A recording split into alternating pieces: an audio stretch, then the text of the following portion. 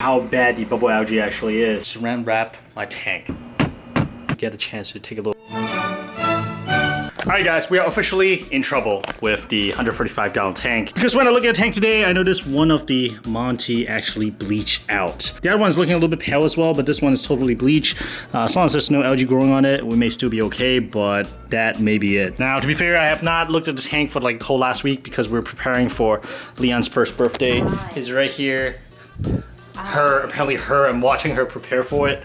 So, boy. The happy thing is that all the other acros and soft corals and LPS is totally fine. Same thing with these guys right here. These are the ones from my Reef Sensei gym as well as Remy. These seems really happy. Same thing for all the Euphyllias and just other corals in general. But right here, this section, SPS not doing well. So, I'm gonna do some really basic checks to see what is off. The other big thing that we're gonna address today is actually all these bubble algae. So, if you look at the crack of the rock, there's like filled with bubble algae right there, if you guys can see it. Easier way to see it is on the sand bed, you see like a layer of bubble algae. Now in my mind, like these should be pretty easy to remove. I can probably just siphon them out. I've been holding off removing these bubble algae manually because I kept thinking that I'll be getting either a foxface, probably the One Spot, or a 2-barred scribble rabbitfish. I really like the look of that fish, but that have not been happened yet, so I'm still keeping an eye out.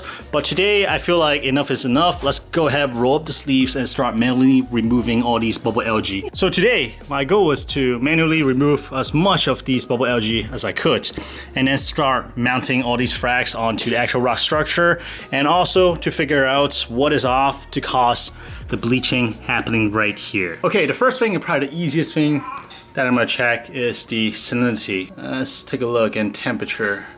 Because I have been doing a lot of skimming recently, I feel like salinity may be a little bit off.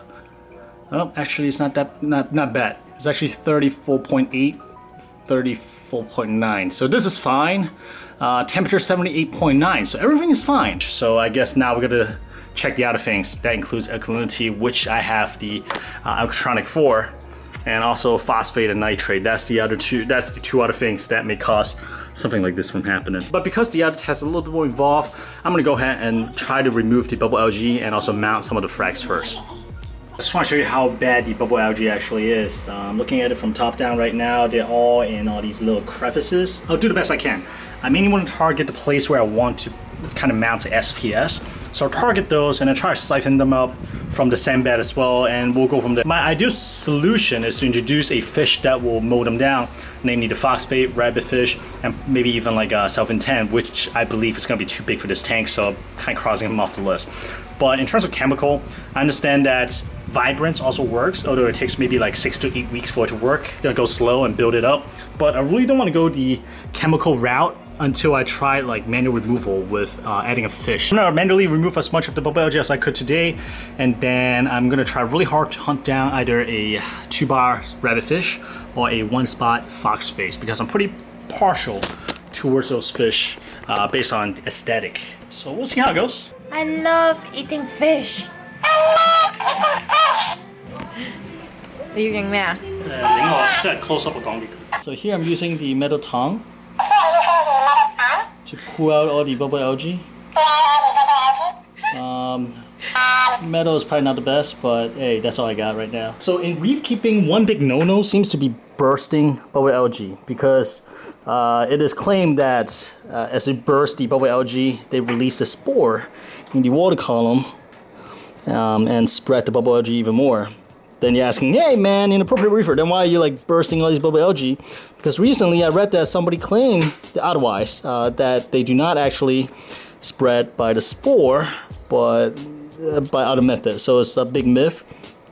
Regardless, my plan is to find a fish that will manually wipe out these bubble algae anyways, hopefully really shortly. So even if the new one comes up, it's not too big of a concern. And to be honest, like how much worse could it get? I just need to keep up the manual removal and find an alternative means of keeping them at bay, then I should be set. So that's why you see me that I have no big issue in terms of like bursting and scraping them off. And when you see later that I'm gonna come in with a siphon to siphon out as much as I could. It's actually satisfying too. I mean, it's satisfying. Remove them. Yeah, but the problem is like it's hard to get them all. I mean, cleaning your blackheads. Yeah, to be honest, is some kind of there's some kind of a sick satisfaction as well for me, like just kind of ripping them out, especially if there's like a large cluster. I'm just like, oh yeah, that's nice. In the next video, you see my tank just absolutely covered in bubble algae. Then you'll know maybe the myth has some backing to it, and not to burst them. But I feel like we should be okay. Okay, I think we're good. Hi, buddy. Why are you so orange? It's your birthday, right? It's your birthday. Why did these do filming? It's your birthday. Yeah. The next morning. Alright guys, this is kind of cool. So this is my Carnivorous plants terrarium that I haven't really talked about much because I'm about to redo it. But look at this. A mushroom just randomly sprouted, and I'm kind of excited about it. I just thought it looks really cool. Pitcher plants, that kind of got me into the whole thing. I picked up some Australian pitcher plants, and I got a sun pitcher plant as well. So I'm gonna redo all the terrarium, probably keep all these guys in pots, and plant some of these smaller plants like that one right there. Mold problem, but I should have something coming soon for the airflow, and hopefully they'll address it.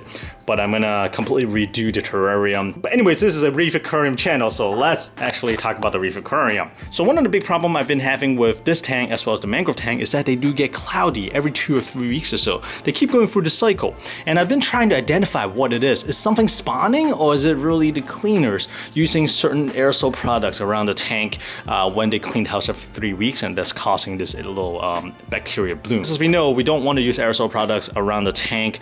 This includes like Windex, especially air freshener and stuff like that. Usually they have ammonia and they'll cause a huge bacteria bloom. So as a test today, of course, I'm going to remind them first to not use any aerosol products around the tanks, or maybe even in the same room. I'm also going to saran wrap my tank.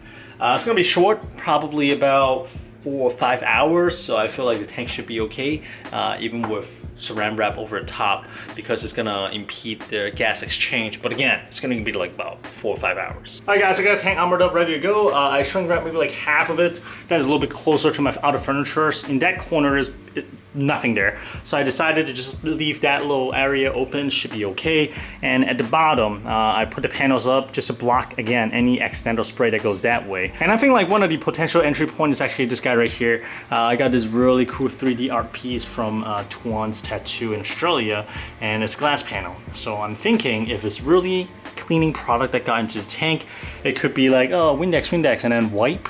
And that's where some of the droplet would come in, and that's why I also saran wrapped like this portion of the tank.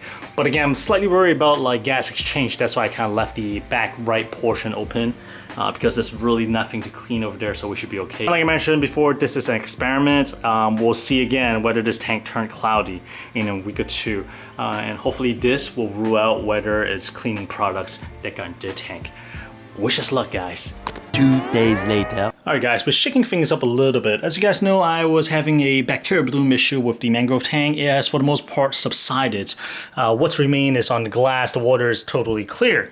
Now, we are gonna shake things up because for the longest time I've been trying to pull out this big piece of rock. It is quite an eyesore, but back then I did not really have a lot of choices in terms of rock that I have. Since about 4 weeks ago, I've added about 4 or so of these Brightwell BioCube. It's kind of like marine pure blocks where bacteria just kind of colonize it.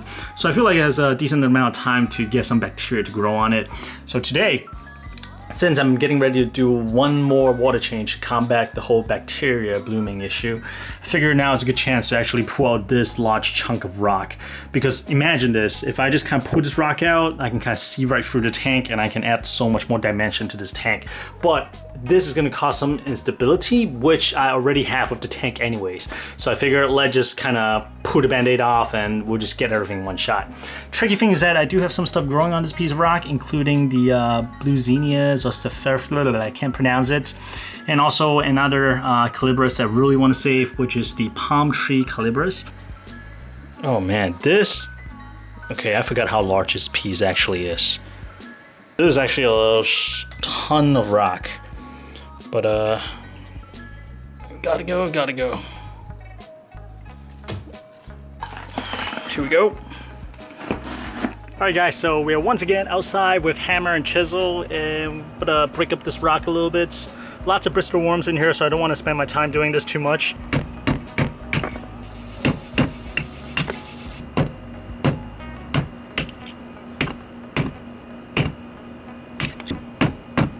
So here's another really nice piece of Bluesinia sapphira, I can't pronounce it. But as you can see, I also do have bubble algae in the mangrove tank. I've been doing manual removal as well, so now I'm just gonna remove that chunk.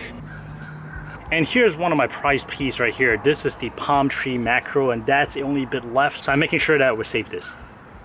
So what we end up with, we've got a mixture of those type of Bluesinias, the green hairy mushroom, mackerels, and some inverts. So this should really open up the look and feel of the mangrove tank, but of course it's going to go through probably a small cycle because I just took out a big chunk of its biological filtration. But hopefully those biomedia did its job and got populated by some bacteria.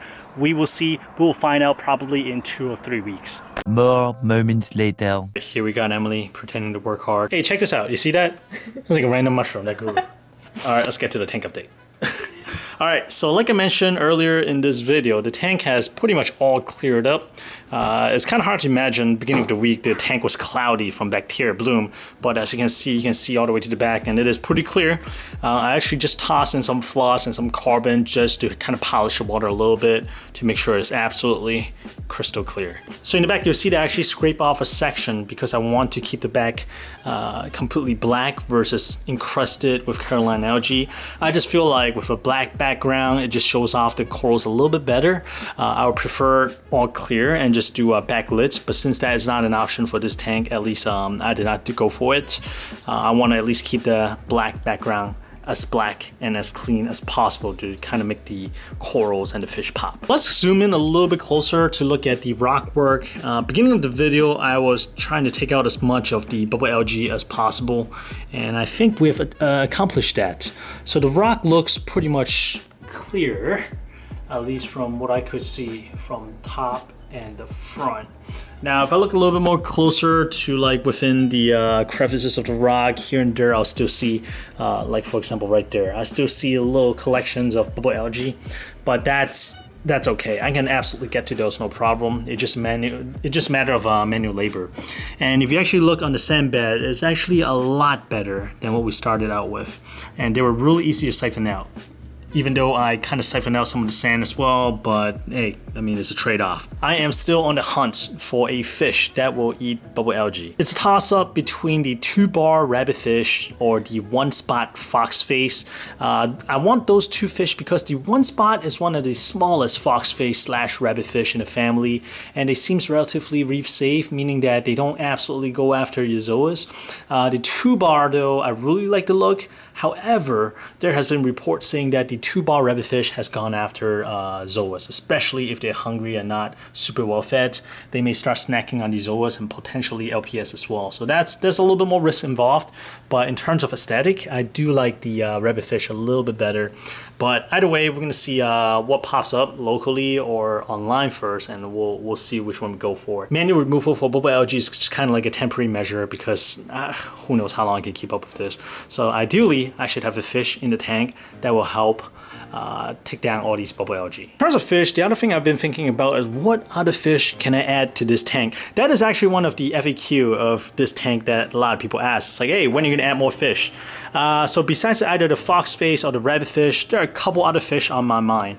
I would like to get another quote-unquote centerpiece fish, and I'm kind of torn between two of them. Number one, it could be a blue jar triggerfish, one of the most reef-safe triggerfish out there, or I may go for a tiny porcupine puffer if I want to kind of like walk the edge and probably go a little bit over the edge. So the porcupine puffer, from what I have read and what I've heard, if you train it to eat prepared food at a really, really young age, we're talking about like inch and a half or 2 inches in size, they may not go after your corals, clams, and inverts. And I've heard success stories from actual people who own them. But the problem is, some of these stories say that after they keep the porcupine puffer for about a year or so, they'll just kind of turn rogue one day and go after all the small fish and corals. So there's always a risk involved. So with a porcupine puffer, I have to be really careful in terms of how I raised it, and also have a secondary plan, a backup plan in case things go south really quickly. So that's kind of the downside for a porcupine puffer. However, a porcupine puffer, of course, has lots of personality and is super cute, right? I also would like to add some of these quote-unquote supporting characters, whether it's like a small group of showing fish like the threadfin cardinals or damsels or even chromuses, although green chromus has been really expensive recently. They used to go for like $3 a pop, now it's like $12 or $15, getting a little bit crazy out there. So we'll see, but I'm not in a big rush to add fish because I would like the bow load to slowly load up versus I drop a bunch of fish into the tank at one time. So we'll see what pops up and we'll go from there. In terms of corals, the SPS that bleached at the beginning of this video stay bleached, so I think that's all she wrote, and that's pretty much it. All the other corals are doing perfectly fine. I was surprised that even the acros are doing perfectly fine with the whole bacteria bloom happening. So I'm not really sure what's going on over there. I don't know, honestly. The other LPS are doing good. Kryptonite, candy canes, the euphyllias, even though they changed the name now, I'm still calling them euphyllias, so that's a hammer. We got the octospawn, we got the frog spawn and frog spawn. They're all puffy and happy, and I feel like my tank has matured to a point where I'm comfortable adding euphyllias or LPS in general. They all just seems to be pretty happy in this tank. SPS I'm still kind of nervous about. Soft corals also seems to be doing really well. The zoas right there is kind of angry. And during the bacteria bloom, I also lost all my other chaos. It's really strange. All the zoas and pellies are perfectly happy, and the other chaos just melted overnight. It's the strangest thing. So it's like the other chaos is lost, and also whatever that Monty was lost as well in the whole bacteria bloom ordeal. And to this day, we are still not 100% sure of what the cause of the bacteria bloom is. 2 days ago, the cleaners came, and I did shrink wrap the whole, well, half the tank. And also I kind of reminded them again to not use any aerosol spray, and they reassured me that, yep, no problem. So hopefully that was it. And if I do not get any more bacteria bloom in this tank, then we can maybe narrow it down to possibly harmful cleaning product used. However, if bacteria bloom keeps happening, then maybe it is not a bacteria. Maybe it is something spawning in this tank. Possibly snails or clam. Those two seems to be what most people are suggesting to look out for the most. The last thing I'm tweaking in this tank is actually the water flow. Water flow is really important. Some argue that they may even be more important than light. I wish I have maybe one more or two more MP40, simply because this tank is really wide. This is a 30 inches in width tank, so it's kind of hard for one MP40 to cover the entire width. I'm gonna see what pops up locally. I do also have a old H2O power head that I reviewed a while back, and it was a little bit too powerful for my 45-gallon tank, which I think will be perfect actually for a 4-foot tank. So if I don't see any used MP40 pop up locally, I may just kind of put that into tank, maybe that corner or something like that. The only downside is that will be the only pump that's not being controlled by Mobius. It's just so easy to have everything controlled by one single app. So I'm gonna see if anything pops up locally first, and then we'll go from there. But in terms of water flow, at the moment, all my Ecotech equipment is within Mobius, and these are two MP40s. I believe that is the master running at 50% lagoon mode, and that is the slave running at 75% anti-sync to the master. Did I say 45? I think that's actually 50%. So 50% and 75%. So whenever this is on, this is off. So they kind of help each other to create the lagoon flow in this tank. And the reason I'm using lagoon is because I feel like the lagoon mode is a little bit more gentle than the reef crest. Reef crest is basically random flow, but it's a lot of quick on and off, versus the lagoon is like a more gentle ramp up and ramp down. I just feel like it's a little bit more gentle for mainly the euphyllias. The SPS doesn't matter. They just, I feel like SPS enjoy just crazy flow. So I do that most of the day, and at night I do turn down the power to give the fish a chance to rest. I do believe that I first run nutrient exports, I think it's for 150 minutes. That is, I think that's a whole cycle of how long it takes. And what that does is kind of ramp all the way up to full power in order to kind of blow out some of the detritus and stuff like that. And then I dial it back to, I think it's harmonic mode for a long period of time. That's when the fish and corals and other inverts could get a chance to take a little break from all the higher flow during the day. Although when I say higher flow, I'm looking at the tank right now, the corals are not honestly moving that much, so I feel like I could crank up the flow. So in the next week or two, I may start experimenting with the pump placement a little bit more, now that the corals settled in nicely. At least the one that survived, sadly. And ideally, I should probably have 2 pumps on each side and maybe one a little bit lower than the other ones. But we'll see. I'll play around with it. I'll see what I dig up locally. I'll pull out my H2O pump and we'll go from there. Alright guys, this has been a really random and kind of slapped together video. Thank you for sticking all the way to the end. If you stick all the way to the end, I have not said this in a long time, but you are a hardcore reef squad. I'll see you guys next Sunday at 12:30 p.m. sharp. Bye.